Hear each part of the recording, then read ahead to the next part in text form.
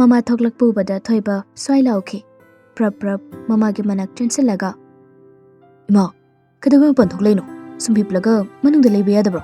Ai thokpadum ngangnagi. Sama macha gi wadu tade. Nupi edu botana ba ngamsangam da haide. Ibema, nangna sauri du chumi. Saupam thoi. Adubo, lawadu nangi oirake haibadu mati haigano. Ima ita se. Lawadu dagi khara chajaban. Ima ita thuba matamta ibema ki seldo aina na bahot na gene nupi ado mamitu sauna phaini yeng aduga khumlai ho yare toksana biranu haiba yare leidon de saru pande don tawranu chatpa phawba ngamdaba nangna kadai dagi kari sudana adu kyamba seldo pini harino khangde haujumakne waloina gadawani he magumba ngarangi nga khana ingonda onsalaga khumba yabro samna ngangna duna lairingai phone tawraga kaukhiba do oira male nupa macha khara nupa macha phaba maga punna lai tawraklaba matawa sida kok chare tasengna nupa na ha masama uphaba do nupi edoge nupa oira male nupi edo nupa doge manak changsilaga tamo asiga ngangsinane aingonda khon ka wangna ngangi ni ase hairaga ngahaka sida ngangna khibawa ado nupa do da tami nupa do magi nupina lirakliba wari do tarba matong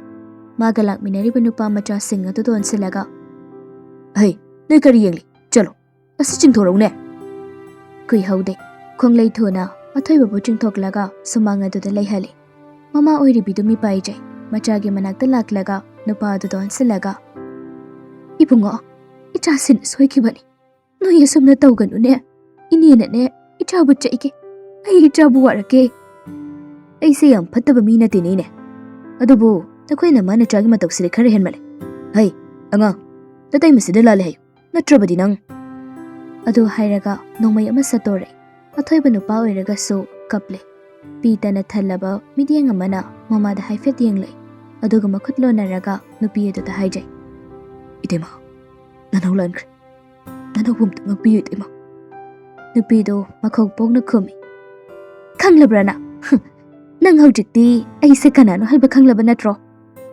asamna karyamna dona phet haidoklaga makhutto mathabakta karan chansina dona leplagale nupado wa makha muktare ine numit nini ki matam pige masida inina bandup thambal lawado hanbalak tragadi lakfam aduda aina tawningba tawbada aibu phatte haigano ngaiba yabai sungai duna lakli adu bai handakti upai ma leitri matai manau ani do magi angang sing aduga hankiram sumang aduda mama machani do leihawri sama masa adu warabani leimai aduda git phamthai aduga hiki kappi karino ase aige punsi asida thokliba mayam sibu karino aina kana da kari lanki bagi ase ai boy sorna asuk waharliba se kari maramgino hey sorry bungo nana hey bu sulong sanbiro ka ba ai ab ware ai tasing ware ai ware ai amane hingduna ai gi chabu hen wahalle ai jada ai papi papam reso ai bulong sanbiro athaiba mama gi wahai aduda taba ngamjade aduna mama gi nakta laklaga mama gi mitmang aduda ningang phamtharaga mama gi mitlu pirang sing adubu taithokpi aduga themsu themjeli ima kaigi dumna pungning sonthabirino kaigi nachai pu thadoklaga chelage haino ima leitragadi nachai ti karam ningabani ma lamja macha kana leita bai bado ayo gani ima nanga dumna haigano nacha leisidi aina ngamna bonagani ima aina ngamna bonagani ima gi tomba ima nei chabu nungsidaba nattene adubu Ima ichabu thadoklaga chatningle. Ima laibana ichana hena wabane. Ichana wabado nama haidi yengba ngamdene atomba. Nang imabu la yengba toglone bungo. Imagi aroiba matam ai ngairaga laikhrage. Athaiba mamage wahising asida mamadi yengba ngamde. Nakal amado onthoklaga kaplaga lay. Mama macha anido upai leita nahak punna kapmine. Athaiba kappa do leplaga mama bu tapna hawgatpe. Ima, law, manung changase. Nasaduna ba hinjin matari. Law ima. Asamna mama bu imungda pusilaga ningthina phamunga do da hiphale. Aduga mahak magi kada lai. Aduga WakhaL su kaya ama khale. Ai matau karamna lawsen bangamgani. Ai kana da kimating ni gani. Athaiba matha sai. Nahak WakhaL ado khanba yaba khanduna lay. Asumna khanba yaba khallaga upai thirakpada puwang baning singlay. Aduba mukso hek haibadu tale. Karamna di tarai kangthok pangamgani. Wakumna mating niramdai khak wabu ning singlay haikiroidra. Adubo ayaw jaki wena de mana tana topa pambay mata laite. Ay mada minamba thabak mana yadaba simade ay tawrake. Ay sinatana atopupay mata laite. Ase hairaga nongma puwang bana piramba card tuma lagthoraklaga yauriba number to the call taw. Aduga mama tahaningdradona hak mapalomna thoglay. Call do supairakte. Hanagum loinaringai oiragadi amuk supai adu sunate. Thokriba thawdokaduna phone adaso namtok tawba hektale. Phone pairaktrabada athoiba imungda changlai. Mahak tasengna matha sai tawfam khangde. Adubu mama do utpadi pamde. Khale WakhaL duna kana leitraba amagum. Magi damak ningsinglay. Mikoba sida laikhidrabe mahaki mache nurai. Magi damak yamna khanbe yamna nungsijabibdo. Magi kada leiriba mache gi photo do de yengna mamita ira chelaga taniklaba khonjel da hai bahure. Je nanau yam ware. Aise imagi mate imabu harauna leiba ngamandre. Jena hairambado imabu kapanganu aibado. Ay ngamdre ich. Ay nangyam nang singi ich. Nang leiramdagade ay yawabase. Kara khache koiragaso ko khadawani gije. Nang lo obeje nang lo. Ase haiduna upai leita kapjai. Chap mane karigidi khangloi. Mamana machage awaba sakpambo macha nupana athoi nungaitana thokiba aduda sama phamung aduda leiphamama khangba nate. Adubu pangal thoktrabi mahakte taxi sonjaba natana upai leite. Somdana mukkam dauri. Nupa anido mapal thongde yamni nungsine. Thabak ama tawbada mateng tawnaraga amana amagi mateng tawi. Adubu marudi tawnaribani. Meleidu yumda halage haiduna ketukida hairamlaga mayumda thoglakpani. Adubu nang hauroi matagom chingkhaido magi kadagi problem thoglaklaga. Nang jatringada nang ngasai subi phise mdaloksin biramu. Kaisok khanda melei nokmi. Chingkhaina hairakliba dumak tawi. Imungda oirom hiptharubana pa aduna mikap thoglakpada chingkhaina pakhol sikhiba do tahawi. Melei chingkhaigi manakta laklaga lawsilaklaba phido piraga. Ta chingkhai se ai chalage kwa. Yarado nangbo atom chapa yagadro thinbiyu hairo. Yani ai dum chatke ai bangang machagi taipta. Wahi sa hairamlaga meleidi mamai lei thoklaga chatpa hawkhirami. Chingkhai nokmi tawna phi adu puraga changlai. Mana ka manung changlakpada puwang ba hawgatlamba aduda yam nungai na tumi ahing dum mayaroi. Hairiba si tadabagom puwang ba magi thokpa pakhum ama khumlai. Mingonda yam thodabu pamgano. Isana ngamba thabak koiragade isana tongna bona gadawani. Migi mateng lawba mingonda haijaba haibase ngamdraba matamdu khakdanda haigadawani. Khangi hairakliba wase chingkhai. Mana meleida wa haibagini haiba. Aduna thawasada khumlai. Kanana te changumani khandana aina haijabani.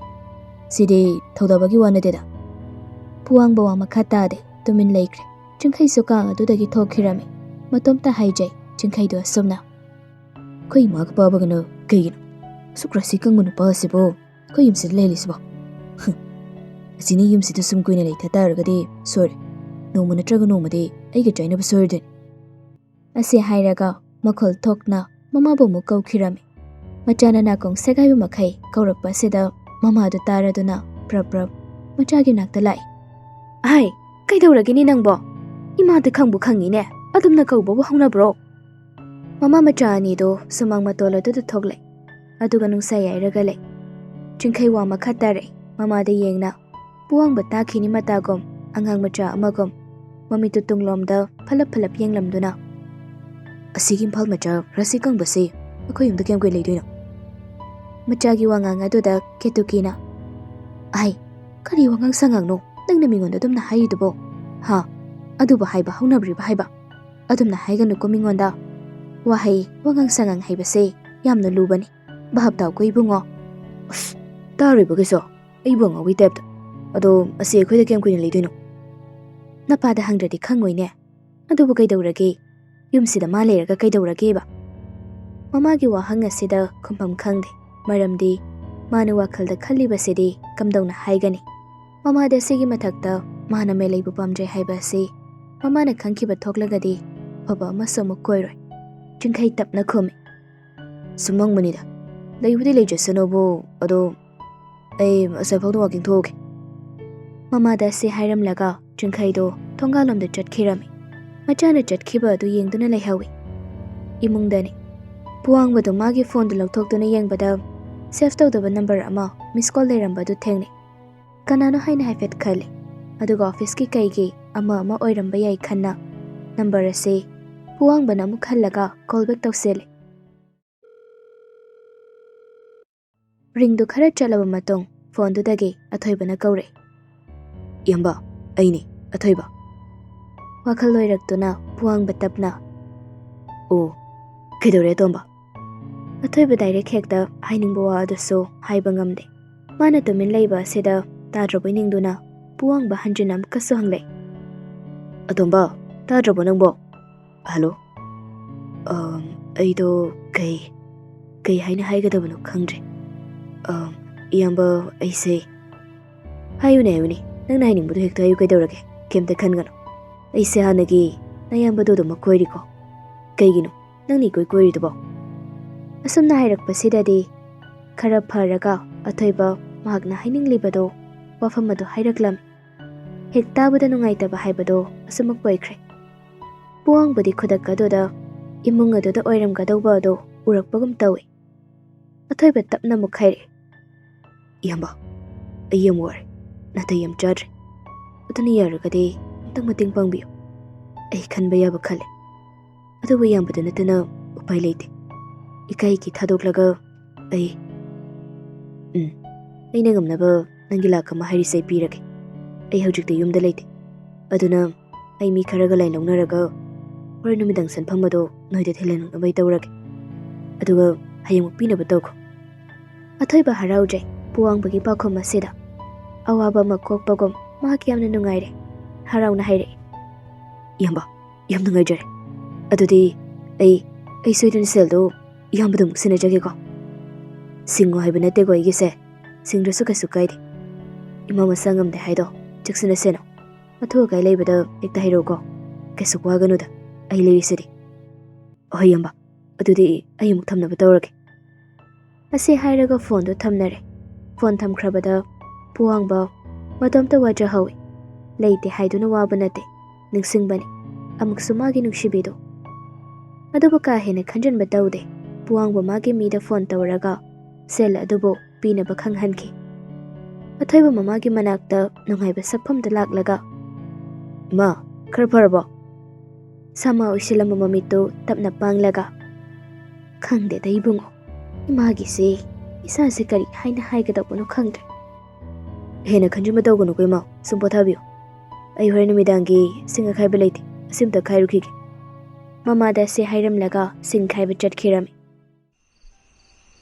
Numidangi matamni. Ngasidi meleido amukta khandaba WakhaL kaya ama khali. Magi matang matam haibasi kanduna chatpa yaba nate. Melei unglaga monrang tawduna leiri. Ngasai sarduna haibado itomta lai haidana itomta leiba haunadena haibani. Sisu chumi. Aina hujik phawba nupa amta koidana leise sibu yam soya jalo. Malini do machagi kada lai machana unglaga leiramba sida Haima, amuk mangdana ꯂꯩꯔꯝꯃꯤꯁꯤꯅ ꯀꯔꯤꯒꯤꯅꯣ? ꯋꯥꯍꯩ ꯑꯁꯤꯗ ꯃꯪꯗꯨꯅ ꯂꯩꯔꯝꯕ ꯅꯨꯄꯤꯗꯣ ꯃꯅꯦꯗ ꯈꯪꯌꯦꯡ ꯌꯦꯡꯂꯛꯏ. ꯏꯅꯦ, ꯑꯩ ꯅꯨꯄꯥ ꯀꯣꯏꯔꯒꯦ. ꯅꯨꯡꯁꯤꯅꯕ ꯅꯨꯄꯥ ꯊꯝꯃꯒꯦ. ꯑꯩ ꯂꯨꯍꯣꯡꯕꯤꯕ ꯉꯝꯒꯗ꯭ꯔꯥ? ꯃꯆꯥꯅ ꯍꯪꯂꯛꯂꯤꯕ ꯋꯥꯍꯪ ꯑꯁꯤꯗ ꯃꯥꯂꯤꯅꯤ ꯅꯣꯛꯆꯗꯨꯅ, ꯑꯩꯃ, ꯀꯔꯤ ꯋꯥꯍꯪꯅꯣꯃꯤ ꯅꯪꯅ ꯍꯪꯂꯤꯁꯤꯕꯣ? ꯏꯆꯥꯕꯨ ꯑꯩꯅ ꯂꯨꯍꯣꯡꯗ꯭ꯔꯗꯤ ꯀꯩꯅꯣ? ꯅꯅꯦ ꯑꯩꯅ ꯉꯝꯅꯕ ꯍꯣꯡꯒꯅꯤ. ꯑꯗꯣ ꯅꯪꯕꯨ ꯅꯨꯡꯁꯤꯅꯕ ꯃꯤꯒ ꯂꯩꯔꯕ꯭ꯔꯣ? ꯊꯥꯖꯗꯕ ꯋꯥ ꯃꯌꯥꯝ ꯑꯃ ꯉꯥꯡꯉꯤꯁꯤꯕꯨ ꯑꯩꯕꯨ ꯉꯁꯤꯕꯨ. ꯁꯨꯝ ꯈꯜꯂꯛꯏꯅꯤ ꯋꯥꯈꯜꯁꯤꯅꯦ. ꯑꯩꯁꯦ ꯁꯨꯃꯥꯏꯅ ꯂꯨꯍꯣꯡꯉꯣꯏ ꯍꯥꯏꯔꯒ ꯃꯨꯛꯑ ꯂꯩꯔꯗꯤ ꯆꯤꯟꯗꯨꯡ ꯏꯟꯗꯅ ꯑꯩꯈꯣꯏꯒꯤ ꯑꯩꯅ ꯄꯥꯝꯖꯕ ꯅꯨꯄꯥꯒꯗꯣ ꯐꯪꯗꯕ ꯇꯥꯔꯦꯗꯅ. ꯆꯍꯤꯁꯨ ꯑꯉꯥꯡ ꯑꯣꯏꯔꯛꯇ꯭ꯔꯦ. ꯑꯗꯨꯅ ꯍꯥꯏꯔꯛꯏꯅꯤ. ꯑꯩꯗꯤ ꯅꯍꯥꯟꯅ ꯍꯥꯏꯗ꯭ꯔꯣ ꯅꯨꯄꯥ ꯑꯃ ꯀꯣꯏꯔꯣ ꯍꯥꯏꯗꯅ. ꯑꯩꯒꯤ ꯈꯟꯗꯨꯅ ꯂꯩꯕꯅ ꯌꯥꯔꯣꯏꯅꯦ. ꯑꯗꯨꯏꯅꯦ ꯑꯩꯁꯦ ꯅꯨꯄꯥ ꯑꯃꯗꯅ ꯄꯥꯝꯃꯤ ꯅꯨꯡꯁꯤꯅ ꯍꯥꯏꯔꯛꯇ꯭ꯔꯤ. ꯅꯨꯄꯥꯅ ꯄꯥꯝꯃꯤꯒ ꯍꯥꯏꯔꯛꯑꯗꯤ ꯌꯥꯝ ꯅꯨꯡꯉꯥꯏꯗꯣꯏ ꯃꯥꯜꯂꯤꯉꯣ. ꯑꯗꯨꯒ ꯑꯩꯗꯤ ꯑꯩꯕꯨ ꯄꯥꯝꯃꯤ ꯅꯨꯡꯁꯤ ꯍꯥꯏꯗꯨꯅ ꯏꯍꯥꯟ ꯍꯥꯏꯔꯛꯄ ꯅꯨꯄꯥꯗꯣ ꯑꯗꯨꯗ ꯑꯗꯨꯝ ꯂꯩꯒꯦꯅ ꯈꯜꯂꯤ. ꯅꯪꯒꯤ ꯋꯥꯗꯨꯗꯤ ꯂꯣꯏꯔꯦꯍꯦ. ꯃꯁꯛ ꯊꯤꯔꯁꯨ ꯅꯪꯉꯣꯟꯗ ꯑꯍꯥꯟꯕ ꯍꯥꯏꯔꯛꯄꯅꯤ ꯁꯥꯗꯅ ꯅꯪ ꯑꯗꯨꯝ ꯂꯩꯒꯗ꯭ꯔꯣ ꯍꯥꯏꯔꯤꯁꯤꯕꯣ? ꯃꯗꯨ ꯌꯥꯗꯦꯀꯣ. ꯑꯐꯕ ꯊꯤꯒꯗꯧꯕꯅꯤ. ꯂꯨꯍꯣꯡꯕ ꯍꯥꯏꯕꯁꯦ ꯑꯅꯤꯔꯛ ꯍꯟꯅ ꯍꯣꯡꯕ ꯌꯥꯕ ꯅꯠꯇꯦꯅꯦ. ꯁꯨꯝ ꯍꯥꯏꯔꯤꯅꯤ. ꯑꯗꯣ ꯃꯁꯛꯀꯤ ꯋꯥꯗꯤ ꯑꯩ ꯀꯩꯝꯇ ꯈꯟꯗꯦꯗ. ꯏꯆꯥꯁꯦ ꯆꯥꯎꯔꯛꯂꯦꯅꯦ ꯍꯧꯖꯤꯛꯇꯤ. ꯅꯪꯅ ꯂꯩꯁꯥꯕꯤ ꯐꯥꯔꯛꯄꯁꯤ ꯐꯥꯎꯕ ꯅꯃꯥꯒ ꯅꯄꯥꯒꯗꯨꯗꯪ ꯂꯩꯔꯝꯂꯒꯗꯤ ꯅꯪꯁꯦ ꯀꯌꯥꯗ ꯅꯨꯡꯉꯥꯏꯔꯝꯒꯗꯧꯕ. ꯃꯌꯥ ꯍꯤꯒꯠꯇꯨꯅ ꯂꯩꯔꯝꯕꯗꯣ ꯇꯨꯃꯤꯟ ꯂꯩ. ꯃꯥꯂꯤꯅꯤꯒꯤ ꯋꯥ ꯑꯁꯤꯗ ꯑꯁꯨꯝ ꯇꯨꯃꯤꯟ ꯂꯩꯔꯤꯉꯩ ꯑꯇꯤꯌꯥꯗ ꯀꯟꯅ ꯈꯣꯡꯂꯛꯄ ꯅꯣꯡꯒꯤ ꯃꯈꯣꯜ ꯑꯗꯨꯅ ꯈꯪꯂꯗꯨꯅ ꯂꯦꯡꯖꯨꯝ ꯑꯅꯤꯗꯨ ꯁꯠ ꯏꯟꯈꯠꯂꯤ. ꯑꯁ, ꯅꯣꯡ ꯇꯥꯔꯛꯇꯣꯏ ꯃꯥꯜꯂꯦ. ꯏꯅꯦ, ꯂꯥꯛꯑꯣ, ꯊꯕꯛ ꯂꯣꯏꯁꯤꯟꯁꯤ. ꯃꯩꯁꯨ ꯃꯨꯠꯈꯤꯕ ꯇꯥꯔꯦꯕ. ꯑꯁꯤ ꯍꯥꯏꯔꯒ ꯊꯕꯛ ꯇꯧꯅꯕ ꯍꯣꯠꯅꯈꯤꯔꯝꯃꯤ. ꯂꯥꯛꯄꯗꯣ ꯉꯁꯤꯗꯤ ꯌꯨꯝꯗ ꯂꯩꯔꯝꯃꯤ. ꯌꯨꯒ ꯊꯛꯇꯦ. ꯃꯆꯥꯅ ꯅꯣꯔꯃꯦꯜꯗ ꯂꯩꯕ ꯑꯁꯤꯗ ꯃꯦꯘꯗꯣ ꯃꯆꯥꯗꯣ ꯑꯣꯟꯁꯤꯜꯂꯒ, ꯄꯥꯒꯤ ꯂꯥꯛꯄ, ꯅꯪꯕꯨ ꯁꯨꯝ ꯂꯩꯕꯗꯤ ꯌꯥꯔꯣꯏꯅꯦ. ꯌꯨ ꯈꯔ ꯊꯛ, ꯃꯤ ꯈꯔ ꯐꯨꯅ. ꯀꯃꯥꯏꯅ ꯇꯧꯗꯣꯏꯅꯣꯅꯦ ꯅꯪꯕꯣ? ꯄꯥꯕ, ꯑꯩ ꯀꯩꯗꯧ ꯍꯥꯏꯅꯣ? ꯇꯧꯅꯤꯡꯉꯥꯏ ꯂꯩꯇꯦ. ꯅꯨꯄꯤ ꯊꯤꯔꯒꯦ ꯍꯥꯏꯁꯨ ꯅꯨꯄꯤ ꯂꯩꯇꯦ. ꯑꯗꯨ ꯍꯥꯏꯔꯒ ꯄꯥꯕ, ꯅꯪꯕꯨ ꯃꯦꯂꯩ ꯍꯥꯏꯕꯤꯗꯣ ꯅꯠꯇ꯭ꯔ ꯑꯩꯗꯤ ꯌꯥꯝ ꯄꯥꯝꯃꯤꯅꯦ. ꯏꯄꯥꯒꯤ ꯃꯃꯧ ꯑꯣꯏꯍꯟꯅꯤꯡꯉꯤ. ꯃꯦꯘ ꯑꯣꯟꯊꯣꯛꯏꯗ ꯍꯥꯏꯅ ꯈꯜꯂꯤ. ꯑꯗꯨꯕꯨ ꯃꯍꯥꯛꯁꯨ ꯃꯦꯂꯩꯕꯨ ꯃꯃꯧ ꯑꯣꯏꯕꯗꯤ ꯄꯥꯝꯃꯤ. ꯑꯗꯨꯅ, ꯏꯄꯥꯁꯨ ꯄꯥꯝꯂꯤꯕꯅꯤꯅꯦ. ꯀꯔꯤꯒꯤ ꯄꯥꯝꯗꯅꯤ? ꯑꯗꯨꯛ ꯐꯕꯤ ꯅꯨꯄꯤ ꯃꯆꯥꯗꯨꯕꯨ ꯀꯩꯗꯧꯕꯩ ꯄꯥꯝꯂꯣꯏꯗꯣꯏꯅꯣ? ꯑꯗꯨꯕꯨ ꯅꯪꯒꯤ ꯑꯣꯏꯕ ꯍꯥꯏꯕꯗꯨꯅꯦ. ꯍꯩ, ꯈꯜꯂꯨꯔꯅꯨꯀꯣ. ꯀꯩꯒꯤꯅꯣ ꯄꯥꯕꯗꯨꯗꯤ? ꯑꯣꯏꯔꯔꯣꯏꯗꯕ ꯄꯣꯠꯁꯛ ꯑꯃꯗ ꯃꯤꯇꯥꯒꯅꯨ. ꯅꯪꯉꯣꯟꯗ ꯀꯔꯤ ꯌꯥꯎꯗꯅ ꯅꯨꯄꯤꯗꯨꯅ ꯌꯥꯔꯛꯇꯧꯔꯤꯒꯦ? ꯌꯨꯔꯥꯏ ꯆꯨꯕ? ꯑꯩ ꯇꯨꯝꯃꯨꯔꯒꯦ. ꯅꯣꯡꯁꯨ ꯇꯥꯔꯛꯀꯗꯧꯔꯦ. ꯅꯪꯒ ꯉꯥꯡꯅꯗꯣꯏ ꯁꯔꯨꯛꯄꯨꯗꯤꯅꯦ ꯅꯨꯡꯉꯥꯏꯅ ꯇꯨꯝꯂꯒ ꯂꯩꯔꯨꯈꯤꯒꯦ. ꯑꯁꯤ ꯍꯥꯏꯔꯒ ꯃꯆꯥꯒꯤ ꯋꯥ ꯃꯈꯥ ꯉꯥꯏꯗ ꯑꯗꯨꯃꯛ ꯆꯪꯈꯤꯔꯝꯃꯤ. ꯂꯥꯛꯄꯗꯣ ꯈꯗꯥꯡꯒꯤ ꯁꯥꯡꯅ ꯍꯧꯔꯤꯕ ꯃꯀꯣꯏ ꯑꯁꯥꯡꯕ ꯑꯗꯨ ꯃꯈꯨꯠ ꯌꯦꯠꯇꯨꯅ ꯇꯞꯅ ꯄꯥꯏꯔꯒ ꯅꯣꯛꯃꯤ ꯍꯥꯏꯖꯍꯧꯏ. ꯑꯩꯅ ꯄꯥꯝꯕ ꯄꯣꯠꯁꯛ ꯑꯃꯕꯨ ꯑꯩꯅ ꯐꯪꯗꯅ ꯇꯣꯛꯇꯦ. ꯀꯩꯒꯤ ꯐꯪꯂꯣꯏ? ꯃꯦꯂꯩꯕꯨ ꯑꯩꯒꯤ ꯑꯣꯏꯅꯕ ꯍꯣꯠꯅꯒꯅꯤ. ꯑꯩꯅ ꯐꯥꯔꯒ ꯑꯣꯏꯔꯒꯁꯨ ꯂꯧꯒꯅꯤ. ꯄꯨꯟꯁꯤꯒꯤ ꯐꯪꯗ꯭ꯔꯒꯁꯨ ꯅꯣꯡꯃꯈꯛꯀꯤ ꯑꯣꯏꯔꯕꯁꯨ ꯐꯥꯒꯅꯤ. ꯀꯩꯗꯧꯕꯩ ꯉꯝꯗꯣꯏꯕ? ꯑꯩꯉꯣꯟꯗ ꯀꯅꯥꯅ ꯀꯩꯗꯧꯕ ꯉꯝꯗꯣꯏꯅꯣ? ꯑꯁꯤ ꯈꯜꯂꯒ ꯂꯩ. ꯌꯦꯡꯁꯤ ꯀꯩꯕꯨ ꯊꯣꯛꯂꯒꯕ ꯍꯥꯏꯕꯗꯣ. ꯃꯄꯨ ꯃꯥꯒꯤ ꯅꯣꯡꯗꯝꯈꯣꯜ ꯑꯃꯨꯛ ꯌꯦꯡꯁꯤ.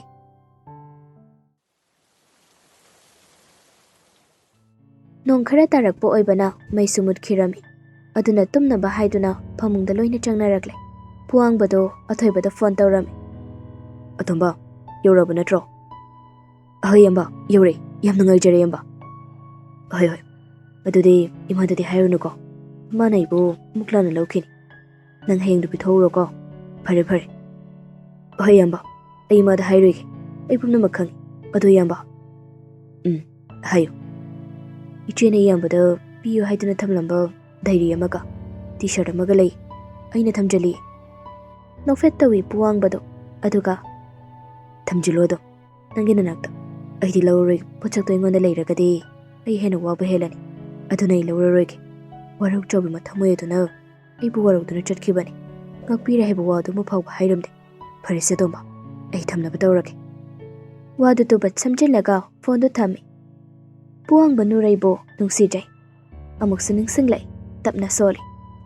ꯅꯨꯡꯁꯤꯗꯦ ꯍꯥꯏꯅ ꯊꯤꯅ ꯆꯩꯔꯕꯁꯨ ꯆꯤꯟꯕꯥꯜ ꯊꯣꯡꯗ ꯃꯥꯅ ꯑꯩꯕꯨꯗꯤ ꯁꯦꯡꯅ ꯅꯨꯡꯁꯤꯖꯈꯤꯕꯅꯤ. ꯑꯗꯨꯕꯨ ꯅꯨꯡꯁꯤ ꯍꯥꯏꯗꯨꯅ ꯀꯝꯗꯧꯅꯤ? ꯇꯛꯁꯤ ꯁꯣꯟꯕ ꯅꯠꯇꯅ ꯅꯨꯔꯩ, ꯑꯩ ꯅꯪꯕꯨ ꯃꯤꯀꯨꯞ ꯈꯨꯗꯤꯡ ꯅꯤꯡꯁꯤꯡꯉꯤ, ꯅꯪꯕꯨ ꯑꯩꯅ ꯀꯥꯎꯕ ꯂꯩꯇꯦ ꯑꯁꯤ ꯈꯜꯂꯒ ꯃꯪꯗꯨꯅ ꯂꯩ꯫ ꯇꯟꯖꯥꯗꯨꯗ ꯆꯤꯡꯈꯩꯅ ꯅꯥꯀꯜꯗꯒꯤ ꯐꯔꯛ ꯇꯥꯔꯦ꯫ ꯍꯌꯦꯡꯁꯨ ꯑꯃꯨꯛ ꯍꯨꯔꯥꯟꯂꯅꯥꯗ ꯑꯃꯨꯛ ꯆꯠ ꯂꯩꯔꯝꯅꯤꯀꯣ, ꯍꯌꯦꯡꯗꯤ ꯆꯠꯂꯨꯔꯅꯨ꯫ ꯃꯦꯂꯩꯗꯣ ꯏꯃꯥꯅ ꯍꯥꯏꯕꯗ ꯑꯌꯨꯛ ꯂꯥꯛꯑꯣꯏ ꯍꯥꯏꯕꯅꯤ, ꯅꯨꯃꯤꯗꯥꯡ ꯋꯥꯏꯔꯝ ꯑꯣꯏꯅ ꯂꯥꯛꯀꯅꯤ ꯍꯥꯏꯕꯅꯤ꯫ ꯍꯩꯄꯥ ꯁꯥꯗꯅ ꯑꯃꯨꯛ ꯀꯧꯕ ꯆꯠ ꯂꯩꯔꯝꯅꯤ, ꯅꯠꯇ꯭ꯔꯒ ꯅꯪꯒꯤꯁꯤꯕꯨ ꯃꯥ ꯄꯥꯝꯃꯤꯔꯣ? ꯄꯨꯋꯥꯡꯕ ꯆꯤꯡꯈꯩꯗ ꯌꯦꯡꯂꯒ ꯀꯩꯒꯤꯅꯣ ꯅꯪꯅ ꯑꯩꯅ ꯃꯥꯒꯤ ꯃꯅꯥꯛ ꯆꯠꯂꯒ ꯑꯗꯨꯝ ꯁꯥꯎꯏꯗꯨꯕꯣ? ꯅꯪꯒꯤꯁꯦ ꯃꯥꯕꯨ ꯅꯨꯡꯁꯤꯔꯣ?